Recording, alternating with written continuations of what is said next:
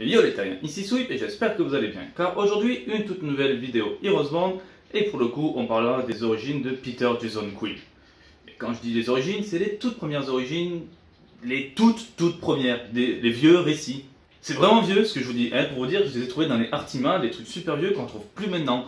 D'ailleurs, regardez, il avait une tête de hibou, donc le personnage ne ressemblera sans doute pas à ce qu'on connaît actuellement dans les comics, et c'est sans doute tout l'intérêt de ce premier Heroes Band sur Peter Quill.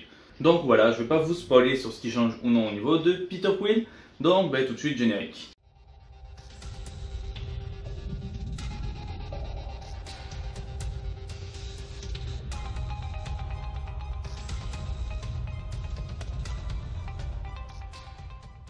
Alors, tout commence le 4 février 1961.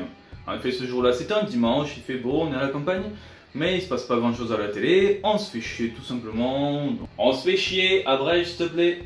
Bon, ok, alors ce jour-là, tout simplement, Meredith Quill accouche donc de Peter. Le gosse n'a à peine que 4 heures, même pas 4 ans, 4 heures, hein.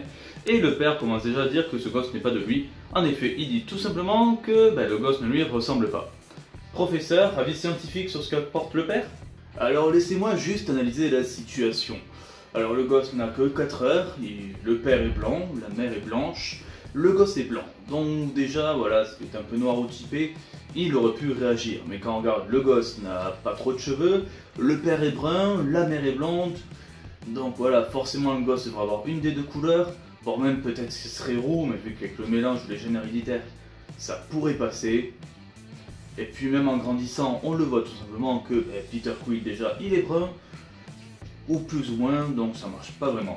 En plus, sans excuse, si on regarde un peu le père, c'est pas un scientifique, car il nous sort tout simplement que ni lui ni sa femme n'avons ses yeux ou cette couleur de cheveux, donc forcément il n'est pas de lui. Sauf que si sa femme n'a pas non plus cette couleur, ou c'est... voilà, si elle n'a pas cette couleur de cheveux ou cette couleur de yeux, elle a accouché du gosse quand même. Donc non, scientifiquement je suis formel. Ce mec est un gros bâtard. Ce mec est un gros bâtard. Merci professeur pour votre intervention.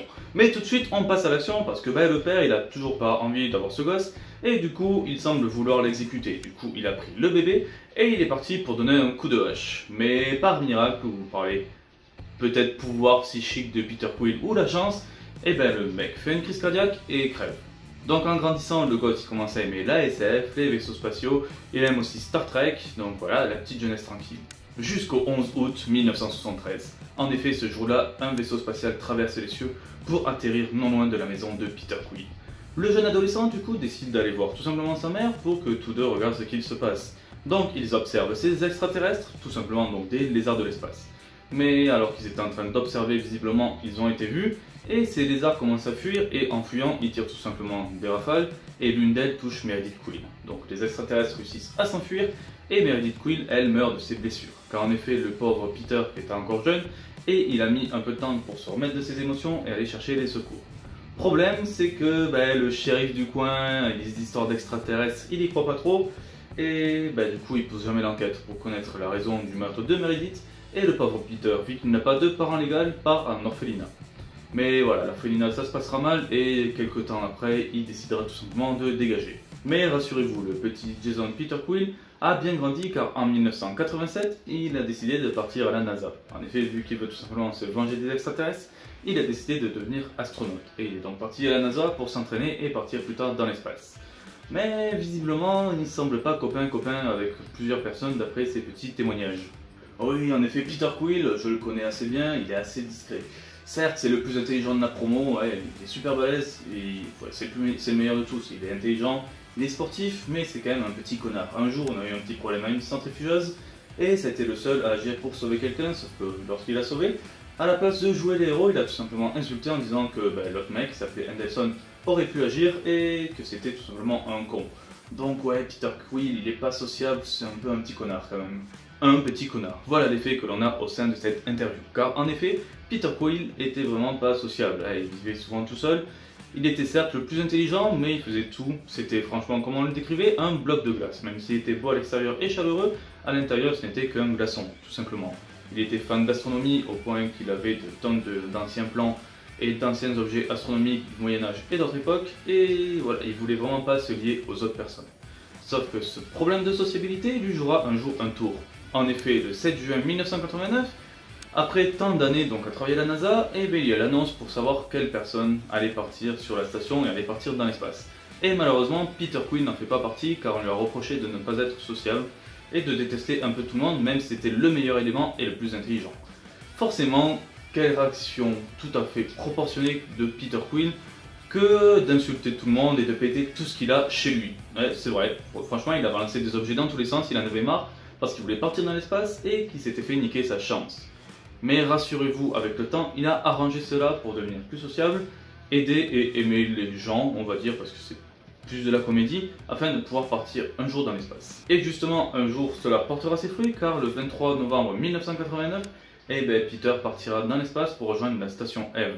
Et alors qu'il passait de bon temps dans l'espace, un jour, le 26 janvier 1990, une personne apparut tout simplement devant les vitres de la station Eve. Cette personne portait l'armure qu'on connaîtra plus tard sous donc l'armure de Star-Lord ou l'armure de Seigneur des Étoiles, mais surtout la personne en question dira tout simplement à toutes les personnes de la station qu'une personne allait être sélectionnée dans 14 jours pour devenir tout simplement le Seigneur des Étoiles, donc Star-Lord, tout simplement.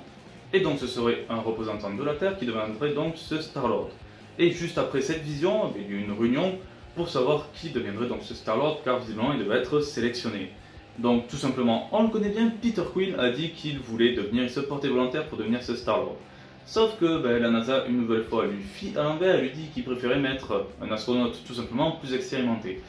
Et voilà, la force tranquille de Peter Quill a décidé de péter un écran géant, tout simplement. Du coup, il fut arrêté et renvoyé sur Terre, donc il ne pouvait plus partir dans l'espace. Et on le sait, Peter c'est quelqu'un de gentil, attentionné et pas du tout borné, c'est pour ça que le 9 février 1990, il va attaquer tout simplement un garde à Cap Canaveral pour piquer son fusil et partir directement avec une fusée pour rejoindre la station Eve. Parce que oui, le 9 février, normalement c'est le jour auquel le Star-Lord devait être sélectionné. Du coup, arrivé sur la station, il va tirer à tout bout de champ avec son fusil laser pour effrayer du monde, niquer toute concurrence, parce que normalement c'était Henderson qui devait être envoyé à sa place du coup. Et c'était un peu, c'est con, mais il tirait dans tous les sens, on aurait dit un terroriste, tout simplement. Il voulait terroriser, assommer un max de personnes, parce que normalement avec les fusils laser, il ne tue pas. Ouais, mais bon, si les fusils laser ça tue pas, c'est fait pour stun ou autre, assommer, ça va, c'est pas grave, c'est pas méchant. T'aimerais que tes amis, toi, te tasent tout le temps, ils te tirent avec un taser ou t'électrifient. T'aimerais qu'ils fassent ça toutes les 2 secondes? Non, je crois pas, donc ferme-la. Du coup, voilà, comme je disais, il terrorise tout le monde, et au moment où les gardes commencent à le maîtriser, et au moment où il les tire dessus, tout simplement, Peter est téléporté dans l'espace pour se retrouver sur une autre planète. Et à ce moment-là, il se retrouve donc devant le Père Fouras. Père Fouras? Ah oui, non, désolé, c'est le Maître du Soleil. Ouais, le Père Fouras c'était peut-être plus logique comme idée. Le Maître du Soleil décida donc de faire de Peter Quill son Star-Lord, même si celui-ci n'a jamais été réellement sélectionné par les Terriens. Et il savait aussi que Peter était vraiment empli tout simplement un esprit de vengeance, qu'il voulait tuer ses extraterrestres, et à travers une sorte d'illusion psychique ou on ne sait pas trop quoi, il a permis à Peter, donc dans son esprit, de tuer ces personnes afin que cette source de vengeance disparaisse et deviendra donc son Star-Lord. Et du coup, tout simplement, Peter Quill possédera une sorte de combinaison d'armure avec un casque, il pourra tout simplement voler, il possédera un pistolet élémentaire qui pourra tirer à la fois de l'eau, du feu, de l'air ou de la terre, et surtout, il possédera Nef. Il s'agit d'un vaisseau avec une intelligence artificielle qui le suivra tout simplement dans ses aventures. Voilà comment il est devenu Star-Lord. Et je vous entends peut-être déjà de votre côté, je n'ai pas parlé du réel père de Star-Lord, car vu comme on l'a vu dès le départ, cet enfoiré, dès le départ, il a dit que ça lui ressemblait pas, alors que le gosse avait 4 heures, mais il avait raison parce que il n'était pas le père de Peter Quill.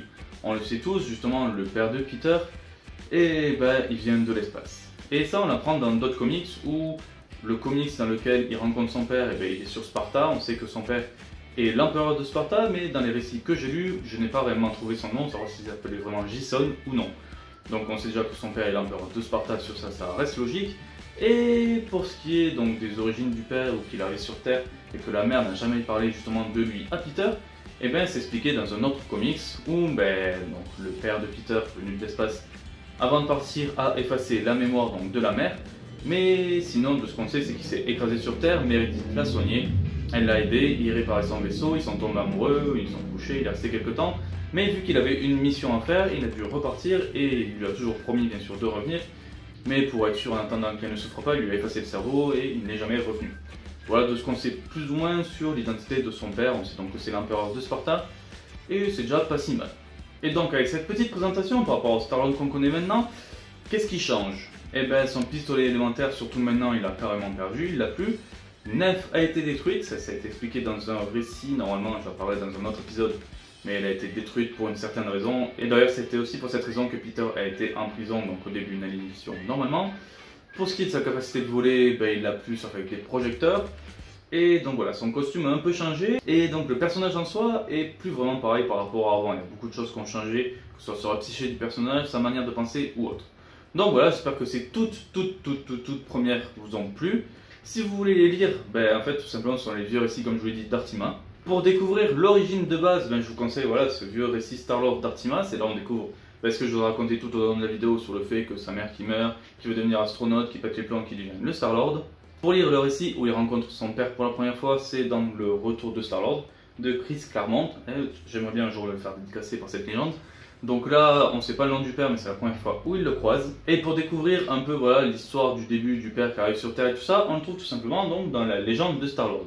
Mais tout ça, voilà, c'est du Artima, c'est des vieux récits, on les trouve pratiquement plus maintenant. Et voilà, c'est tellement vieux que moi j'en ai un qui s'est détaché. Donc ça va être très dur à trouver. Donc ben, voilà, si vous trouvez, prenez-les, mais pas trop cher quand même au cas où. Et sinon, ben, ce n'est pas trop grave. En tout cas, j'espère que cette vidéo vous aura plu. N'hésitez pas à me mettre un pouce bleu ou un pouce rouge. Et à me mettre en commentaire si vous avez des questions en plus, ou peut-être que vous avez d'autres récits que j'ai pas lu ou autres qui donnent beaucoup plus d'éléments, c'est toujours sympa. En tout cas voilà, si cette vidéo vous a plu, n'hésitez pas surtout à me suivre sur les réseaux sociaux avec d'un côté Facebook et de l'autre côté Twitter. D'ailleurs n'hésitez pas à partager cette vidéo parce que je pense que ces vieux récits, très peu les connaissent. C'est vraiment de la vieille SF et compagnie, et le fait d'avoir les dates tout le temps pour vous donner une idée, c'est un style qu'on retrouve plus maintenant. En tout cas voilà, et surtout n'hésitez pas à vous abonner à la chaîne. Sur ce, ciao tout le monde et à la prochaine.